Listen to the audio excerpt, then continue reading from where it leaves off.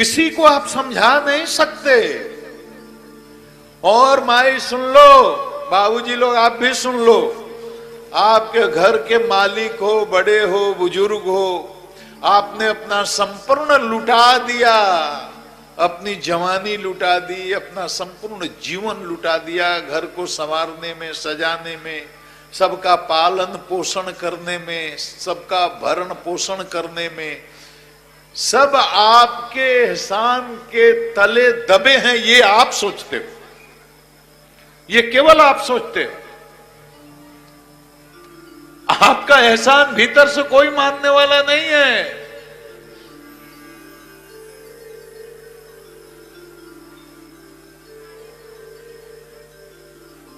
आपके निर्णय में अगर आपका कोई विरोध नहीं करता, आपका भाई विरोध नहीं करता, आपका बेटा विरोध नहीं करता, आपकी पत्नी विरोध नहीं करती, इसका मतलब ये नहीं है अनिल जी कि आपके हर निर्णय में आपके भाई, आपके बेटे, आपकी पत्नी की सहमति है।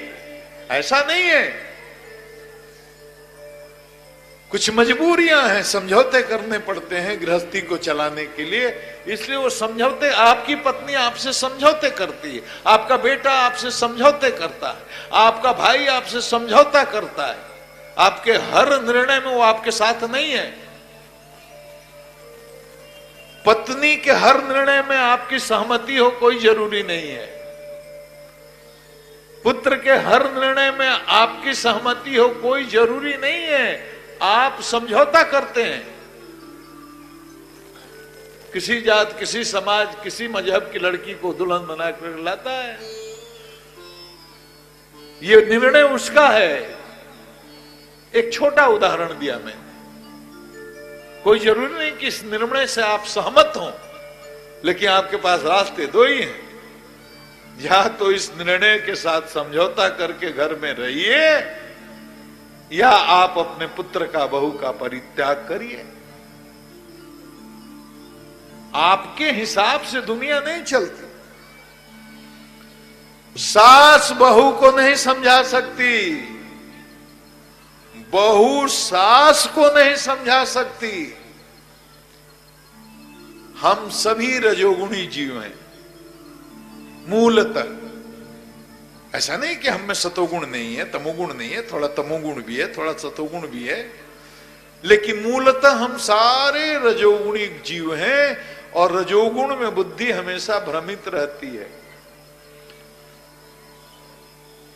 काम होता है, क्रोध होता है, लोभ होता है, मात्सर्य होता है, मद होता है, अहंकार होता है,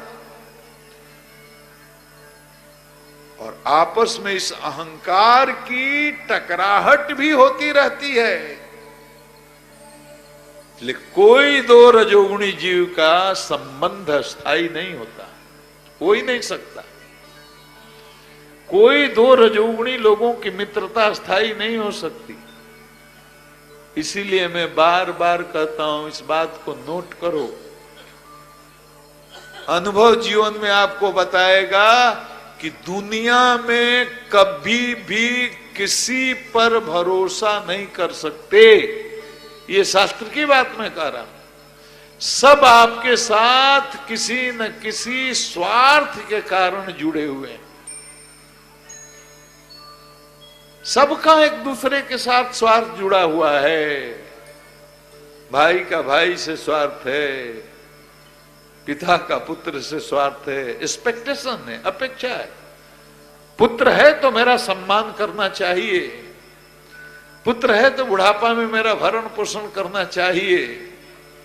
और पुत्र को भी आपसे अपेक्षा है कि वो पुत्र है तो आपकी सारी कमाई पर उसका हक होना चाहिए।